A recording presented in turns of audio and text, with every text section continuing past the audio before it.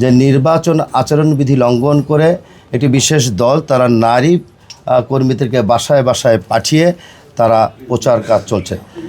আগামী 13তম জাতীয় সংসদ নির্বাচনেরকে সামনে রেখে আজকে 21শে জানুয়ারি 2026 আজকে আমাদের আচরণবিধির একটি মিটিং এবং প্রতীক বরাদ্দর দিন ধার্য ছিল।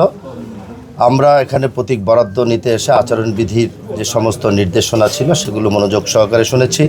আমার সাথে আছেন আমাদের নির্বাচন পরিচালনা কমিটির সম্মানিত প্রধান উপদেষ্টা আমাদের প্রিয় মোয়াজ্জেম হোসেন মতি ভাই এবং উপদেষ্টা মণ্ডলীর সদস্য আশরাফুজ্জামান এফ.এম. খালিদ, কাফরুল থানা বিএনপি নির্বাচন পরিচালনা কমিটির সংগ্রামী যুগ্ম আহ্বায়ক একরাম হোসেন বাবল এবং সাব্বির দেওয়ান জনি।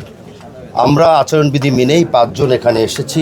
আপনারা ইতিমধ্যে লক্ষ্য করেছেন বাংলাদেশ জাতীয়তাবাদী দলের ঢাকা 15 আসনের বিএনপির মনোনীত প্রার্থী আমি শফিকুল ইসলাম খান মিল্টন। আমি কিন্তু আচরণবিধি মেনেই আজকে আমি 5 জনকে সাথে নিয়েই আমি এখানে উপস্থিত হয়েছি। কিন্তু দুঃখজনকভাবেও হলেও সত্য কথা, যারা একটু আগে এখানে আপনাদের প্রেস মিডিয়ার সামনে বক্তব্য রেখেছেন তারাও কিন্তু আজকে আচরণবিধি মানেনি। তাদের সাথেও প্রায় 10-12 জন নেতৃবৃন্দ এখানে উপস্থিত ছিল। আপনার সকলে তা নিজ চোখে এখানে সংবাদ সংগ্রহ যারা উপস্থিত হয়েছেন তারাও দেখেছেন। প্রিয় ভাইয়েরা, যাই হোক, আমি বলতে চাই আগামী 13তম জাতীয় সংসদ নির্বাচন দীর্ঘ প্রতীক্ষার পরে বাংলাদেশের মানুষ, বিশেষ করে ঢাকা 15 আসনের ভোটার এবং জনগণ, তারা দীর্ঘদিন ভোট থেকে বঞ্চিত ছিল।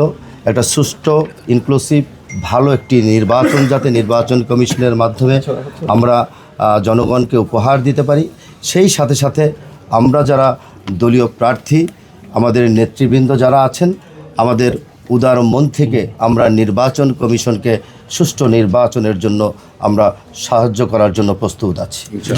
আমরা একটা কথা বলতে চাই, একটু আগে এখানে অনেকে বক্তব্য রেখেছেন, আপনারা প্রশ্ন করেছিলেন যে নির্বাচন আচরণবিধি লঙ্ঘন করে একটি বিশেষ দল তারা নারী কর্মীদেরকে বাসায় বাসায় পাঠিয়ে তারা প্রচার কাজ চলছে। তারা যিনি বক্তব্য রাখছিলেন, সম্মানের সাথে বলি, ওনাকে প্রশ্নের পরে উনি যে আনসারটা দিয়েছিলেন তা সম্পূর্ণ অসত্য। আমার কাছে তথ্যভিত্তিক প্রমাণ আছে, ভিডিও আছে, এবং এখানে আমাদের প্রিন্ট মিডিয়ার এবং সাংবাদিক বন্ধুরা যারা আছেন গতকালকে রাত্রে থেকে আপনাদের টিভি চ্যানেলের মাধ্যমে নিউজ করে সেটিকে সরাসরি সম্প্রচার করেছেন। এবং ভিডিওতে একটি জিনিস উল্লেখ আছে যে নারী কর্মী বাসায় গিয়ে ভোটার আইডি সংগ্রহ এবং বিকাশ নাম্বার চেয়েছিল।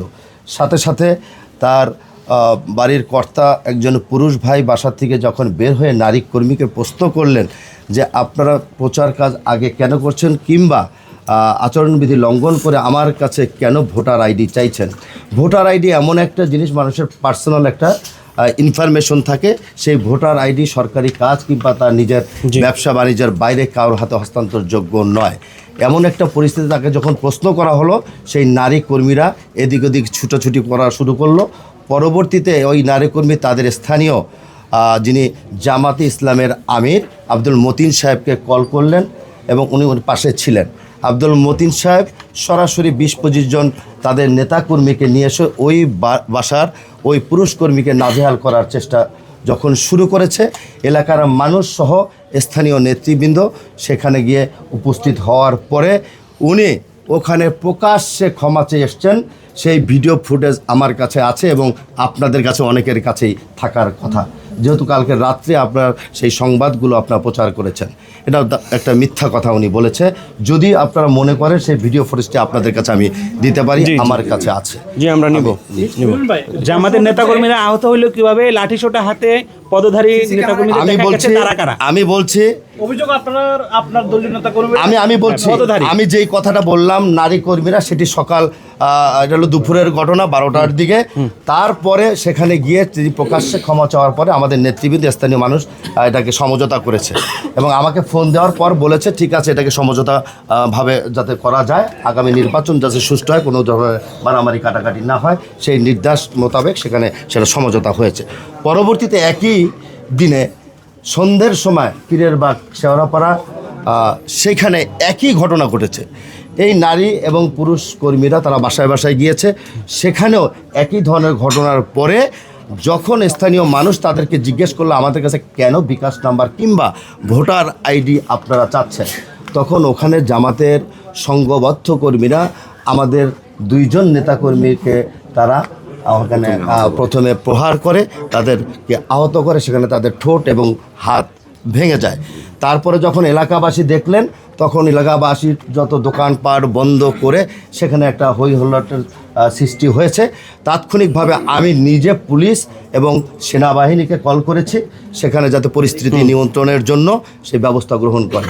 তারপর সেখানে সেনাবাহিনীর তত্ত্বাবধানে সেনাবাহিনীর মাধ্যমে সেখানে গিয়ে গতকালকে 2 পক্ষর সকলকে সামনে রেখে এটা ফয়সালা করেছে। আমরা আশা করব আগামী নির্বাচনটা ঢাকা 15 আসনের মানুষ যাতে শান্তি এবং শৃঙ্খলার সহিত নির্ভয়ে যাতে তাদের ভোট প্রয়োগ করতে পারে সেই ব্যাপারে আমি নির্বাচন কমিশনকে অনুরোধ জানাবো। পাশাপাশি একজন প্রার্থী হিসাবে আমার দলের যারা দায়িত্বশীল পদে আছেন তাদের সকলকেও আমি গতকালকেই মিটিং করে বলেছি এবং এটা আমার নৈতিক দায়িত্ব। আমি একজন বিএনপির প্রার্থী হিসাবে, ধানের শীষের প্রতীকের প্রার্থী হিসাবে, যাতে আমার প্রিয় জনগণ, ঢাকা 15 আসনের সাধারণ ভোটার এবং জনগণ যাতে করে সুন্দরভাবে নির্বিঘ্নে গিয়ে ভোট কেন্দ্রে গিয়ে তার অধিকার যাকে খুশি তাকে ভোট দিয়ে সে নির্বাচিত করবে। ভয় পাস না, এটা কসমিক ডোর। শব্দের আরেক নাম কসমিক ডোর। এর ওয়াল থিকনেস ও রিপ থিকনেস বেশি থাকায় এটাকে 50 বছরেরও বেশি। কসমিক ডোর, নিশ্চিন্তে 50 বছর।